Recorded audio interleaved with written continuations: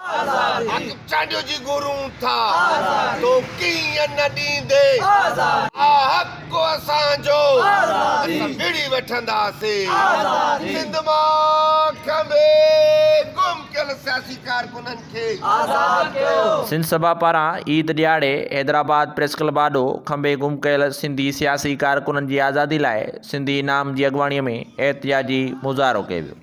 एहतिजाजी मुज़ाहिरे में सिंधी इनाम हुसैन सिंधी, यूनिस चांग, अयाज़ अली जिंज ॻाल्हाईंदे चयो त सिंध मां मुसलसल रियासती इदारा नौजवाननि खे खंबे गुम करण समेत सिंध जे वसीलनि जी फुरलोट करे रहिया आहिनि ऐं उन फुरलोट जबर ॾाढ ख़िलाफ़ सिंध सभा लगातार जदोजहद करे रही आहे, जंहिंजे करे CTD कारकुननि मथां कूड़ा केस दाख़िल करे सिंधी इनाम खे मुख़्तलिफ़ तंज़ीमुनि जो ॼाणाए दहशतगर्द पेश करे पई।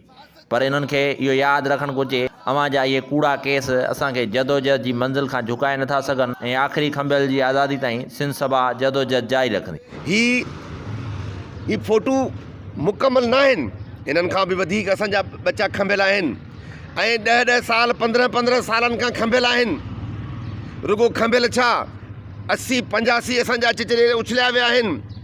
अणगणिया असांजा ज़हनी मरीज़ करे जिस्मानी माज़ूर करे ॾिना विया आहिनि ऐं इहा खंबिड़ वारी रीत ॾींहों ॾींहुं वधे थी, खुटे नथी। टियों चोथों ॾींहुं पंजो ॾींहुं आसिफ़ ज़रदारी हामिद मीर सां इंटरव्यू में चयो त सिंध जे अंदरि जीअं सिंध हलचल हले थी पई, कमज़ोर न आहे थी। असुल में इहो भुटो बि कंदो हुयो या बेनज़ीर बि कंदी हुई त क़ौम परस्तनि जो डपु ॾेई उन्हनि खां पंहिंजो पाण मञराईंदा हुया, पंहिंजी पघार वधाईंदा हुया या पंहिंजी नौकिरी मुस्तक़िल कंदा हुया। पर आउं सम्झां थो त ज़रदारीअ जेको इहो जुमिलो चयो आहे त इहो दुनिया ताईं त पहुचे न, सिंध अंदरि आज़ादी जी तहरीक हले थी।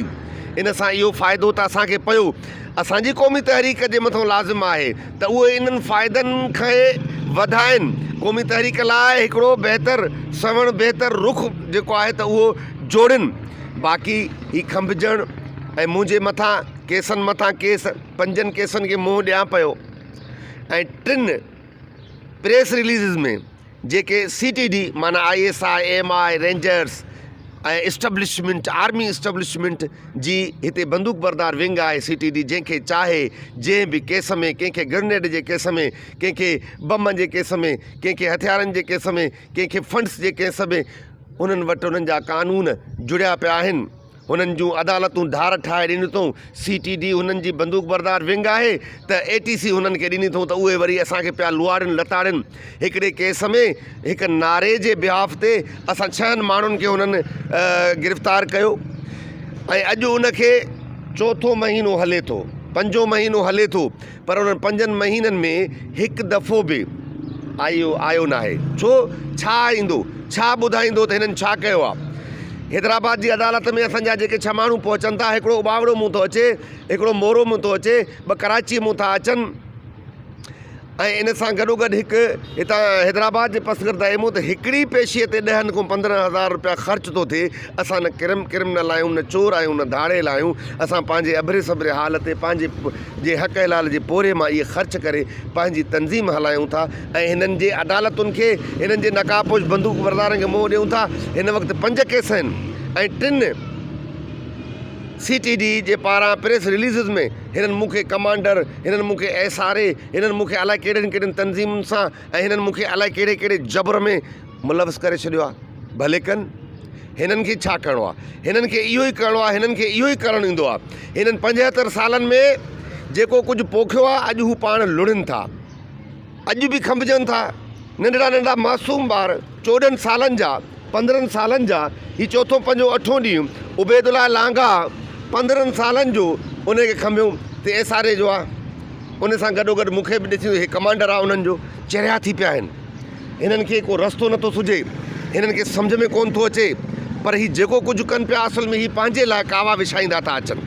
बाक़ी असीं फुटपाथ ते वेठा आहियूं, हीअ फुटपाथ मुंहिंजो वतन आहे, हीअ मुंहिंजी धरती आहे। मां पंहिंजी धरती मां ते फुटपाथ ते बि वेहंदुमि, हिते सुम्हंदुमि बि ऐं हीअ आवाज़, हीअ नारा, हीअ गूंजार जेका मुंहिंजे वतन में ॾाढ ॾहकाव करे माठ छायल आहे, जेसीं ताईं टुटे नथी, जेसीं ताईं हीअ 7 करोड़ माण्हू उथी नथा बीहनि ऐं जेसीं ताईं मां जीअरो आहियां तेसी ताईं दुश्मन जे अखियुनि में अखियूं विझी असां छा घुरूं था जो नारो लगातार हणंदा रहंदा। असांजो हर शइ लुटे सुटे असांजा नौजवान खणी गुम कया था वञनि ऐं के त नौजवान अहिड़ा आहिनि जिन खे 8-8 10-10 12 साल 14 साल थी विया आहिनि उहे असांजा ॿाहिरि गुम आहिनि। असां अॼु हैदराबाद प्रेस क्लब ते सिंध सभा जे तरफ़ां हे अॼु टोकन बुख हड़ताल आहे जेकी 11 बजे खां वठी शाम 4 बजे ताईं असांजी बुख हड़ताल जारी रहंदी।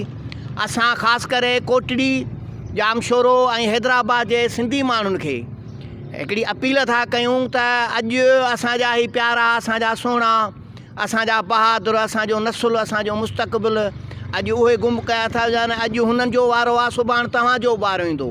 अचो इहे बि तव्हांजा भाइर आहिनि, अचो उन्हनि घरनि में बि उहे जेके तकलीफ़ुनि में आहिनि, माइरूं आहिनि, भेनरूं आहिनि, ॾुखनि में आहिनि, सूरनि में आहिनि, उन्हनि जा साथी बणिजो ऐं उन्हनि सां यकलीअ जे तौर अची असां सां प्रेस क्लब हैदराबाद में बुख हड़ताल कैंप ते वेहो।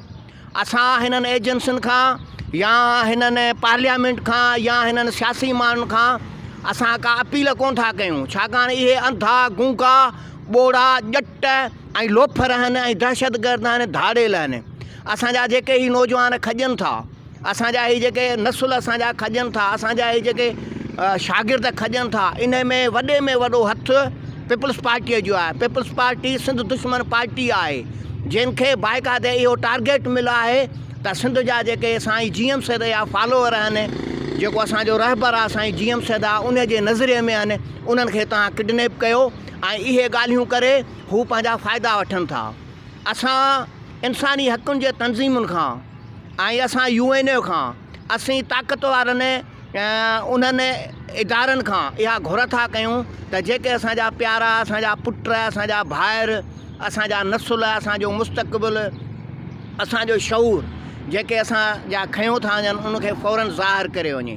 ऐं असां उन्हनि एजेंसियुनि खे बि ॿुधाइण था चाहियूं त तव्हां हिकिड़ी स्टेट में ॿ कानून ठाहे वेठा आहिनि, जॾहिं त हिकिड़ी स्टेट जंहिंमें रहूं था असां उनजो हिकिड़ो कानून आहे त केॾो बि हिकिड़ो चार्जिस वारो माण्हू हुजे उनखे तव्हां 24 कलाकनि में तव्हां उनखे किडनैप कयोसि था त 24 कलाकनि में तव्हांखे कोर्ट में पेश करिणो आहे। हीउ किथां जो इंसाफ़ आहे, हीउ किथां जो कानून आहे?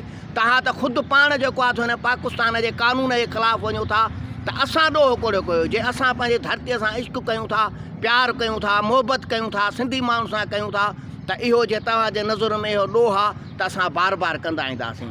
ऐं असां उन CTD जेकी पुलिस जो हिकिड़ो इदारो आहे उन्हनि खे बि इहो ॿुधाइण था चाहियूं त असांखे ख़बर आहे त तव्हां छा आहियो। तव्हां ख़ुदि जेको आहे सो MI ऐं ISI जा माण्हू आहियो। तव्हांखे टारगेट इहो आहे त जेके सिंध जी ॻाल्हि कनि, सिंध वतन जी ॻाल्हि कनि, सिंध जे माण्हुनि जी ॻाल्हि कनि, सिंध जे बेटनि जी ॻाल्हि कनि, सिंधी ॿोलीअ जी ॻाल्हि कनि, सिंध सां जेके प्यार कनि उनखे तव्हां खणो। इहो किथां जो इंसाफ़ आहे? असां घुर था कयूं त जेके बि असांजा प्यारा आहिनि उन्हनि खे जेको आहे सो फ़ौरन ज़ाहिर कयो वञे। सिंध मां जेको बि नौजवान हक़ सच जी ॻाल्हि करे उनखे खणी गुम कयो, छो त उन्हनि खे ख़बर आहे उहे असांखे पाणी में मापे चुका आहिनि त सिंध में अहिड़ो को बि गैरतमंद पुटु न आहे जेको हिननि जे लाइ आवाज़ु उथारींदो। पर सिंध सभा जे थ्रू असीं जस पेश था कयूं सिंध सभा खे, तंज़ीम खे, नौजवाननि खे ऐं साईं इनाम सिंधी खे जेको लगातार जदोजहद ते यकीन करे थो। असीं उन्हनि लीडरनि खे ॿुधायूं था जेके एशियन में सुम्ही करे बर्गर खाई करे पंहिंजे औलाद जी मुस्तक़बिल जो सोचनि था।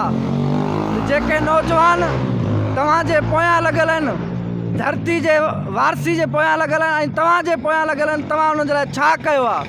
तव्हां उन्हनि जे लाइ हेसि ताईं छा कयो आहे? तव्हां त कॾहिं फुटपाथ ते वेही करे उन्हनि जे लाइ दाऊं बि न कयूं आहिनि। पर असां लगातार जदोजहद ते यकीन करे ऐं असां सम्झूं था जेसि ताईं असां एहतजाज या जदोजहद न कंदासीं हीअ असांखे ईअं चिचरींदा ऐं मारींदा रहंदा। असांजा दरिया, असांजा रोड, असांजा रस्ता, भले पीपल्स पार्टी हुजे या वॾेरा शाही हुजे, इहे असांखे फुरलट करण में इहे साम्राज्य जा साथारी आहिनि। तव्हां वटि हथियार आहिनि, असां वटि कलम आहे, असां वटि जिदोजहद आहे, असां को बि दहशतगर्द न आहियूं। असां सिंधी क़ौम मोहन जे दड़े खां वठी पसंदि क़ौम आहे। तव्हां वटि हथियार आहिनि, तव्हां कब्ज़ा खोर आहियो, तव्हां राति जा रहज़न आहियो, जेके असांजा खंभे बच्चा असांजे घरनि में घिरी था अचो, असांजा बच्चा खणी था वञो, असांखे इहे क़ाबिल क़बूल न आहिनि। उन्हनि जा माउ पीउ भेण भाइरूं उनजो राह ॾिसनि था, उन ईदनि जे लाइ परेशान आहिनि, उन्हनि खे खाधो न आहे, हुननि जा बच्चा परेशान आहिनि, उन नियाणियूं परेशान आहिनि। असांजा जेके बि सियासी कारकुन आहिनि उन्हनि खे आज़ादु कयो फौरी तौर ते। अॼु हैदराबाद टंडो मोहम्मद ख़ान दादूअ में बुख हड़ताल कई वई आहे ऐं सुभाणे जामशोरो खां सन शहर ताईं सियासी कारकुननि जी आज़ादी लाइ सिंध सभा एहतजाजी मार्च कंदी। Waheed Mustafa, voice of Sindh TV news, London, Hyderabad.